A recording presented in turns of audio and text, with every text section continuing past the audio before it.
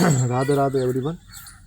कल हमने क्या है कि ग्रोथ हार्मोन और थायराइड ग्लैंड पढ़ ली थी। ठीक है, थायराइड ग्लैंड के साथ ही हमने TSH हार्मोन भी पढ़ लिया था। रिवाइज कर लेते हैं एक बार जल्दी से। देखिए, हमारे अंदर दो प्रकार की सेल पाई जाती हैं। एक सेल ऐसी होती हैं जो एक समय के बाद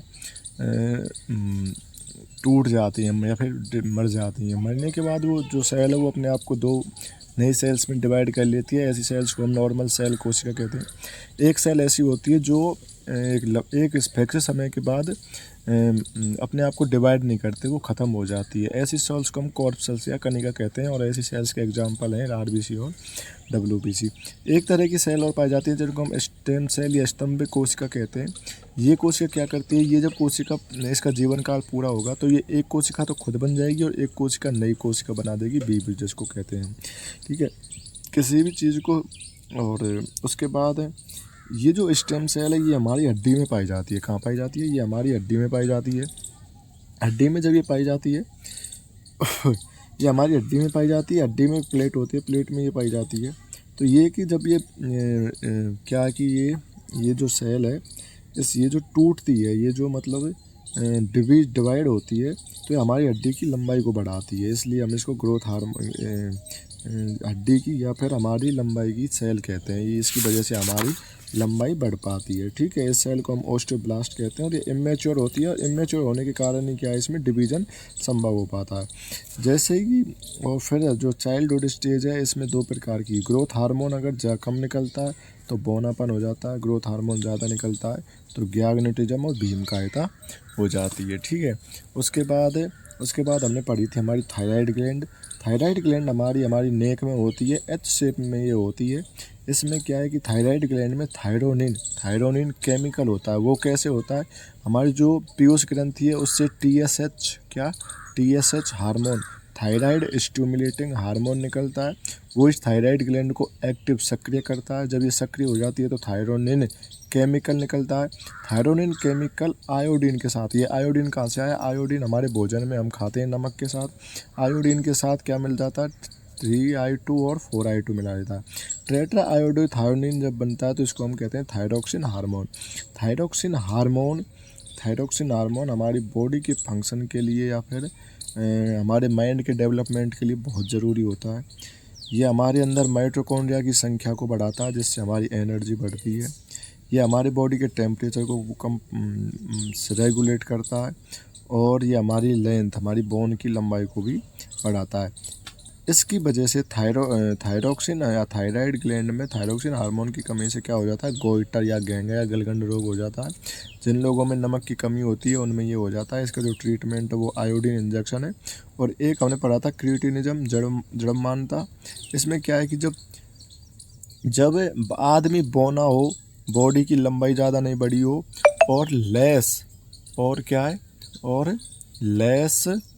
उसका जो मेंटल रिटार्डनेस हो, मंद बुद्धि रह गया हो, इन दोनों को मिलाकर जो बीमारी होती है उसको कहते हैं क्रिएटिनिज्म या फिर जड़मानता। आज हम हमारा टॉपिक शुरू करते हैं और हमारा जो आज का टॉपिक है वो है पैराथायराइड ग्लैंड। आज का जो हमारा टॉपिक है वो है पैराथायराइड ग्लैंड।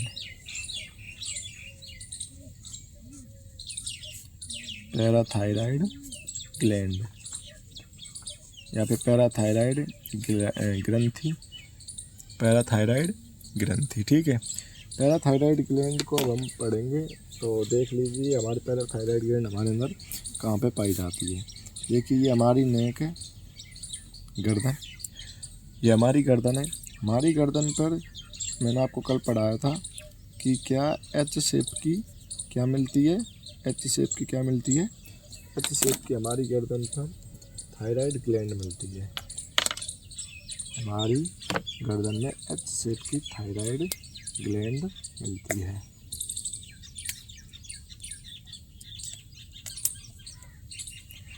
उसके बाद हमारी जो थायराइड ग्लैंड है इसमें 4 छोटी छोटी ग्लैंड्स पाई जाती हैं इस प्रकार से। ऐसे क्या है, हमारी जो ये थायराइड ग्लैंड है इस पर 4 छोटी छोटी ग्लैंड्स पाई जाती हैं इस प्रकार से।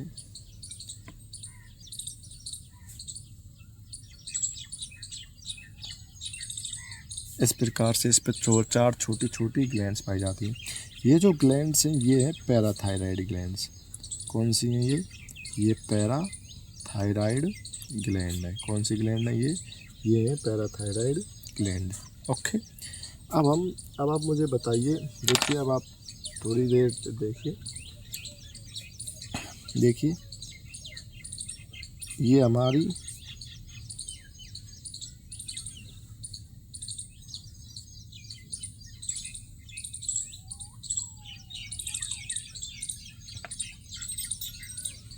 ये हमारा क्या है, हमारी ये स्टमक है, ये नाल है, एलिमेंट्री कैनाल है।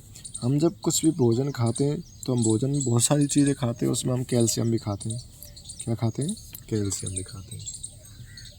हमारी जो ये थायराइड ग्लैंड है, हमारी क्या है, हमारी जो ये थायराइड ग्लैंड है, इसमें सी ये जो सी है, इंग्लिश का वर्ड है सी, इस प्रकार की सेल्स पाई जाती हैं। क्या पाई जाती हैं? सी के आकार की सेल्स पाई जाती हैं, जिनको हम कहते हैं सी शेप सेल। क्या बोलते हैं? हम इनको बोलते हैं सी शेप सेल। सी के आकार की कोशिका पाई जाती है हमारी थायराइड ग्लैंड के अंदर। हमारी थायराइड ग्लैंड के अंदर क्या पाई जाती है? सी शेप की कोशिका। कहाँ पे पाई जाती हैं? थायराइड ग्लैंड के अंदर। ठीक है, ये एक नहीं है, बहुत सारी पाई जाती हैं, बहुत सारी पाई जाती हैं। तो हमारी बॉडी में ये क्या है कि ये हमारा स्टमक है, ये हम जब भोजन करते हैं तो उसमें कैल्शियम भी लेते हैं। कैल्शियम लेने के बाद ये हमारी क्या वेन है, हमारी ये ब्लड वेसल है। और ब्लड वेसल में आपको पता है क्या ब्लड होता है, सबको पता है तुमको, ये हमारी ब्लड वेसल है। और हमारी ब्लड वेसल में क्या होता है?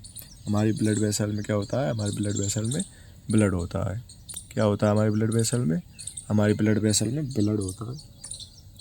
हमारी ब्लड वेसल में जो ब्लड होता है, और ये हमारी बोन है, ये हमारी क्या है? ये हमारी हड्डी है, ये हड्डी है। अब देखिए जो कैल्शियम है,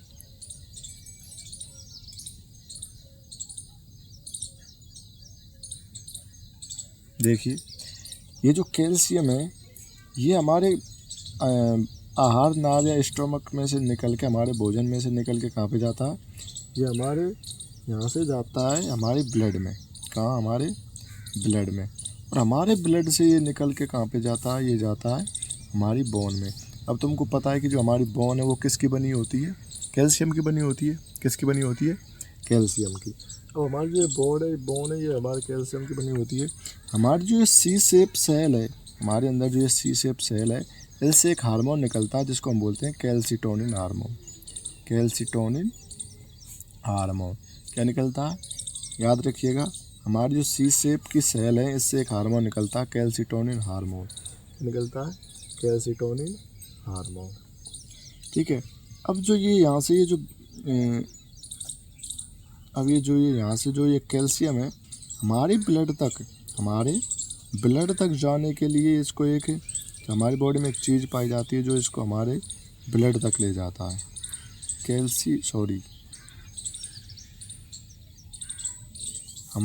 हमारे आहार नाल में से या फिर हमारे स्टोमक में से कैल्शियम को हमारे ब्लड वेसल्स तक जो चीज़ ले जाती है वो है विटामिन डी।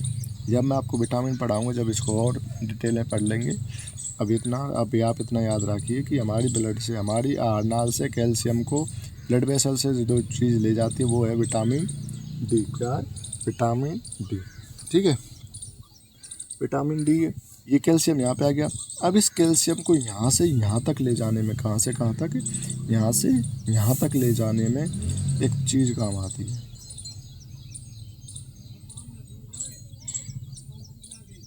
हमारी बॉडी को यहाँ से यहाँ तक कोई चीज़ काम ले जाती है। अब ये जो हमारी ब्लड वेसल है, ब्लड वेसल में कैल्शियम है। कैल्शियम को इस हमारी जो के बोन तक जो चीज़ ले जाती है, ये वेरी इम्पोर्टेंट, इसको ले जाती है कैल्सिटोनिन हार्मोन। क्या? Calcitonin hormone. क्या? Calcitonin hormone. कैल्सिटोनिन हार्मोन हमारे ब्लड वेसल से कैल्शियम को निकालता है और कहाँ ले जाता है? हमारी बोन तक। अब आप देखिए, अगर हमारी ब्लड वेसल पूरे ब्लड में से पूरा कैल्शियम बोन में पहुंच जाएगा तो हमारी बोन में दिक्कत आ जाए, मतलब बोन में हमारी ब्लड में कैल्शियम नहीं रहेगा। कैल्शियम एनर्जी के लिए थोड़े बहुत ज़रूरी होता है, और जब ये ज़्यादा यहाँ पे हो जाएगा तो ये इसमें जमा हो जाएगा, इसके लिए भी दिक्कत हो। तो इस जो ये ज़्यादा कैल्शियम यहाँ पर पहुँच जाता है, उस कैल्शियम को वापस ब्लड वेसल में लाने के लिए हमारी पैराथायराइड ग्लैंड से एक हार्मोन निकलता है, जिसको हम बोलते हैं पैराथायराइड हार्मोन। क्या निकलता है? Parathyroid hormone. क्या निकलता है? Parathyroid hormone. पैराथायराइड ग्लैंड से कौन सा हार्मोन निकलता है? Parathyroid hormone. और बोन से कैल्शियम को वापस लाने के जो हार्मोन काम आता है, ये है पैराथायराइड हार्मोन। क्या है? ये है पैराथायराइड हार्मोन। कौन सा हार्मोन है? ये पैराथायराइड हार्मोन है। अब आई होप आपको ये समझ में आया होगा कि हम जब कोई भी भोजन खाते हैं तो उसमें कैल्शियम आता है। कैल्शियम को ब्लड वेसल्स तक ले जाने में विटामिन डी काम आता है, लेकिन विटामिन डी कैल्शियम को ब्लड वेसल तक पहुंचा देता है। ब्लड वेसल से बोन तक ले जाने में जो हमारे जो कैल्शियम को ब्लड वेसल से निकाल कर जो बोन तक ले जाता है, वो है कैल्सिटोनिन हार्मोन। कैल्सिटोनिन हार्मोन कहाँ से निकलता है? हमारी थायराइड ग्लैंड में सी शेप की सेल पाई जाती हैं, उनसे कैल्सिटोनिन हार्मोन निकलता है, और कैल्सिटोनिन हार्मोन कैल्शियम को कहाँ? बोन तक ले जाता है। लेकिन जो कैल्शियम बोन में ज़्यादा हो जाता है, उस कैल्शियम को वापस ब्लड में लाने के लिए पैराथायराइड हार्मोन काम आता है। क्या है? पैराथायराइड हार्मोन काम आता है। ये एक्स्ट्रा जो हमारी बोन में एक्स्ट्रा वो है कैल्शियम, उसको वापस लाता है ब्लड में। तो आई होप आपको ये समझ में आया होगा। ये हमारी पैराथायराइड ग्लैंड थी इतनी। अब हम इसकी थ्योरी लिखते हैं। आप बना लीजिए और अब हम आपकी इसकी थ्योरी लिखते हैं। देखिए, multiple C-shaped cells are found in thyroid gland। Thyroid ग्रंथि में विभिन्न सी आकार की कोशिकाएं पाई जाती हैं। Multiple C-shaped cells are found in thyroid gland। Thyroid ग्रंथि में विभिन्न सी आकार की कोशिकाएं पाई जाती हैं। Which are called C cells, जिनको सी सेल कहा जाता है, जिनको सी कोशिका कहा जाता है। सी सेल, आगे लिखिए next line. C cell secrete calcitonin hormone. C cell से कैल्सिटोनिन हार्मोन निकलता है। C cell secrete calcitonin hormone. C cell से कैल्सिटोनिन हार्मोन निकलता है। उसके बाद आप पढ़िए, उसके बाद लिखिए, parathyroid gland secrete parathyroid hormone. Parathyroid gland से पैराथायराइड हार्मोन निकलता है। Parathyroid gland secrete parathyroid hormone. Parathyroid ग्रंथि से पैराथायराइड हार्मोन निकलता है। अब नेक्स्ट लाइन लिखिए, कैल्सिटोनिन हार्मोन कैरीज कैल्शियम।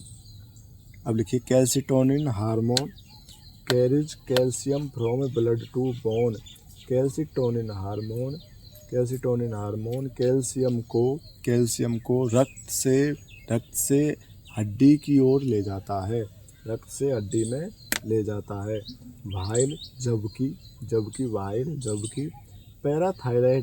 जबकि parathyroid hormone carries calcium from bone to blood.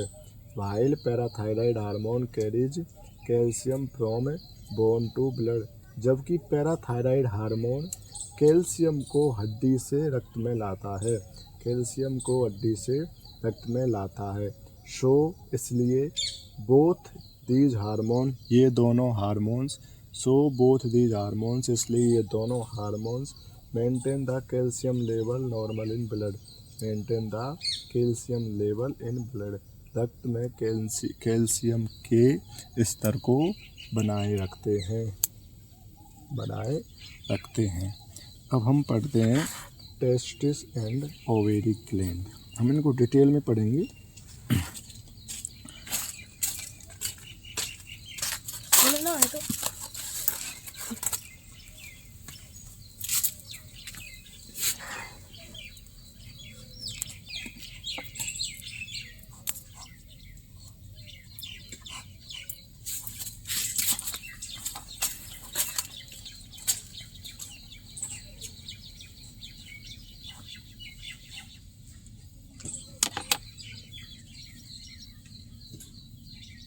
देखिए हमारी बॉडी में अब हम पढ़ते हैं टेस्टिस और ओवेरी ग्लैंड। कौन सी?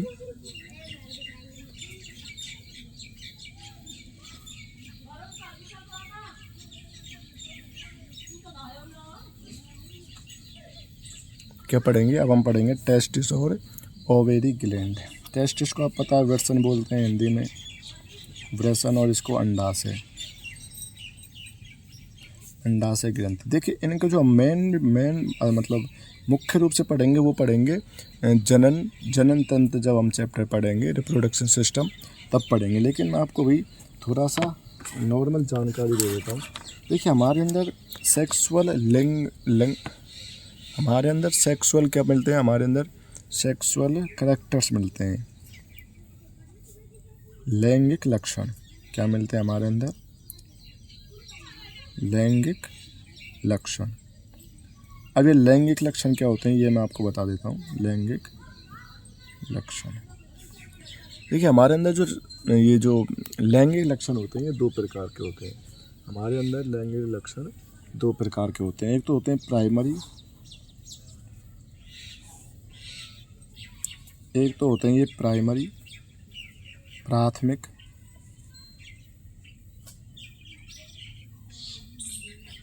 और एक होते हैं सेकेंडरी। सेकेंडरी बोले तो द्वितीयक।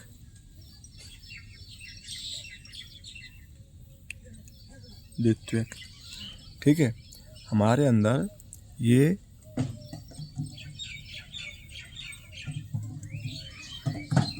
प्राइमरी और सेकेंडरी क्या होते हैं? सेक्सुअल कैरेक्टर्स होते हैं, ठीक है। प्राइमरी में जो आते हैं वो आते हैं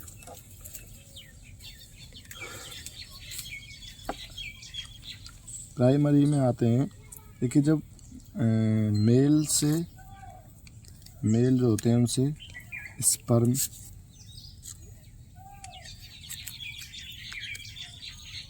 और फीमेल से एग,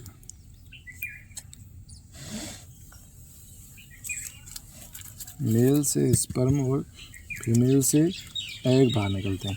जब ये दोनों आपस में जॉइंट होते हैं, स्पर्म और एग जब मिलते हैं तो आप सबको पता है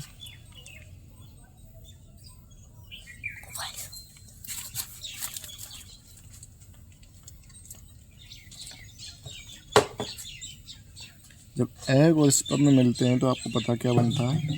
बेबी। क्या बनता है? संतान। क्या होती है? संतान। All you know it. जब एग और स्पर्म मिलते हैं तो क्या होती है? संतान। तो हमारे जो टेस्टिस है उसमें से क्या निकलते हैं? स्पर्म। हमारे जो वृषण है उसमें से क्या निकलता है? स्पर्म। स्पर्म को बोलते हैं शुक्राणु। क्या बोलते हैं? शुक्राणु। और हमारी जो ओवेरी है, अंडाशय, अंडाशय में से निकलते हैं एग। क्या? अंडा। स्पर्म और अंडा जब आपस में मिलते हैं तो बनती है बेबी। क्या? संतान। क्या बनती है? जब संतान। तो आपको ये समझ में आया होगा।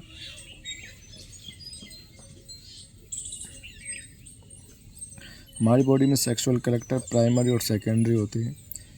प्राइमरी जो प्राथमिक जो लक्षण होते हैं वो टेस्टिस और ओवेरी की वजह से। टेस्टिस से हमारे जो वृषण होते हैं, वृषण से क्या निकलते हैं? स्पर्म शुक्राणु, और ओवेरी से एग अंडा निकलता है। ये जब दोनों आपस में मिलते हैं तो क्या होता है? बेबी, संतान उत्पन्न होती है।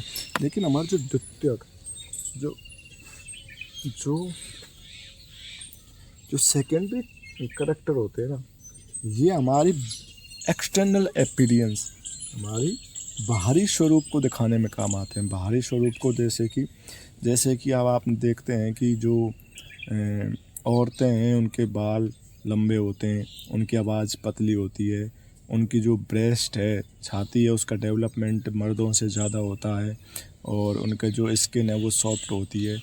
ये सब कैसे कैरेक्टर हैं? ये सब बाहरी कैरेक्टर हैं। कैसे कैरेक्टर हैं? बाहरी।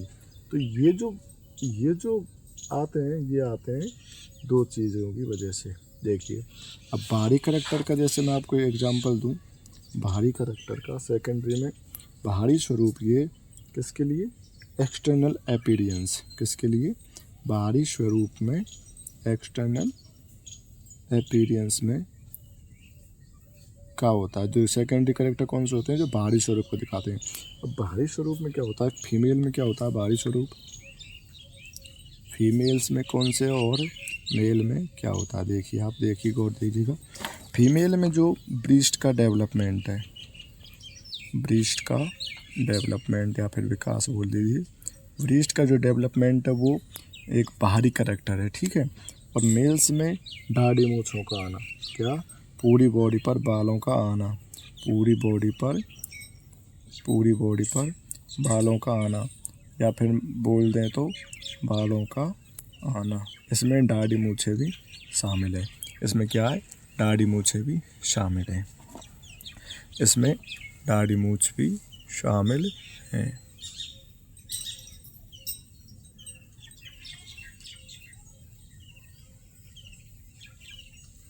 इसमें दाढ़ी मूंछ भी शामिल है। अब देखिए दाढ़ी मूंछें भी शामिल है। आजकल ये तो मतलब क्या है कि दाढ़ी मूंछें लड़कियों में भी जो आजकल आप देखने को मिलता होगा, लड़कियों में भी दाढ़ी मूंछें आ जाती हैं। जो लड़कियों में दाढ़ी मूंछें आती हैं, दाढ़ी मूंछ जो लड़कियों में आती हैं, इसको बोलते हैं हम हिर्स्यूटिज्म। क्या बोलते हैं, हिर्स्यूटिज्म। इसको हम बोलते हैं हिर्स्यूटिज्म। क्या बोलते हैं, हिर्स्यूटिज्म। और ये पीसीओडी के कारण होता है। क्या होता है, पीसीओडी के कारण होता है। बस नाम याद रखिए, ये पीसीओडी के कारण होता है। इसके कारण होता है, ये पीसीओडी के कारण होता है, ठीक है। ये हमारे मतलब सेकेंडरी अपीयरेंस के मैंने आपको ये जो 2 एग्जांपल्स दे दिए, ठीक है। अब क्या है कि हमारी जो इनके जो कारण होते हैं ना, ये होते किसकी वजह से, इनके ये जो हमारे अंदर ये जो बाहरी जो करैक्टर आपको देखने को मिल रहे हैं, ये होते किस वजह से, ये भी देख वो है ना का मतलब ये ऐसा हमको क्यों। तो इसका जो रीज़न है वो है, देखिए आप यहाँ देखिए, इसका रीज़न है हमारे अंदर पाए जाने वाले हार्मोन्स। अब देखिए जो हमारी जो बॉडी है, इससे टेस्टिस होता है और ओवेरी होती है, विर्सन और ये अंडाशय, ये विर्सन और ये अंडाशय। अब टेस्टिस से निकलता है टेस्टोस्टेरोन हार्मोन, टेस्टोस्टेरोन हार्मोन। कौन सा हार्मोन, टेस्टोस्टेरोन हार्मोन। आप एक बात देखिए, साइंस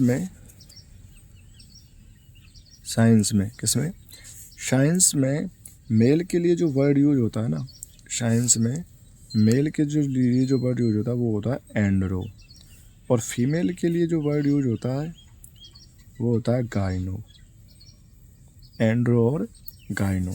इसलिए जो ये टेस्टोस्टेरोन हार्मोन है, इसको हम एक और नाम से जानते हैं, एंड्रोजन हार्मोन। क्या, एंड्रोजन हार्मोन।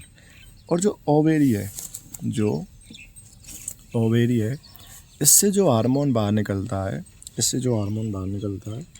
वो निकलता है एस्ट्रोजन और प्रोजेस्टेरोन। इससे 2 हार्मोन बाहर निकलते हैं, एक तो निकलता है एस्ट्रोजन और एक निकलता है प्रोजेस्टेरोन हार्मोन। कौन कौन से 2, देखिए एस्ट्रोजन और प्रोजेस्टेरोन हार्मोन। हमारी जो ये बॉडी है, फीमेल की जो बॉडी है, इससे 2 हार्मोन बाहर निकलते हैं, एस्ट्रोजन हार्मोन और प्रोजेस्टेरोन हार्मोन। ये दोनों मतलब फीमेल्स का तो ये टेस्टोस्टेरोन और फीमेल्स का एस्ट्रोजन, ये दिखाते हैं हमारे अंदर सेकेंडरी करैक्टर को। मतलब मेल्स में तो टेस्टोस्टेरोन हार्मोन, फीमेल्स में एस्ट्रोजन हार्मोन, ये दिखाते हैं ये हमारे सेकेंडरी करैक्टर को दिखाते हैं। क्या दिखाते हैं, हमारे द्योतक लक्षण को दिखाते हैं। अब हमारे अंदर सेकेंडरी करैक्टर मैंने अभी आपको बताया था कौन कौन से थे, दाढ़ी मूंछों का आना, मेल्स में क्या होता है, दाढ़ी मूंछों का आना। दाढ़ी मूंछों का आना। एक समय के बाद जो हमारी मसल्स हैं, जो हमारी हड्डी हैं, सॉरी वो मांसपेशी हैं, वो क्या मजबूत होती हैं लड़कियों के कंपेयर में। हमारी जो मसल्स हैं वो मजबूत होती हैं लड़कियों के कंपेयर में, ठीक है। और एक वॉइस हमारी भारी हो जाती है। हमारी जो वॉइस है वो एक समय के बाद भारी हो जाती है। क्या हो जाती है, हमारी जो वॉइस है वो एक समय के बाद भारी हो जाती है। दूसरी तरफ लड़कियों में अगर देखें तो लड़कियों में इनमें जो सेकेंडरी वो है एक तो है ब्रेस्ट का डेवलपमेंट।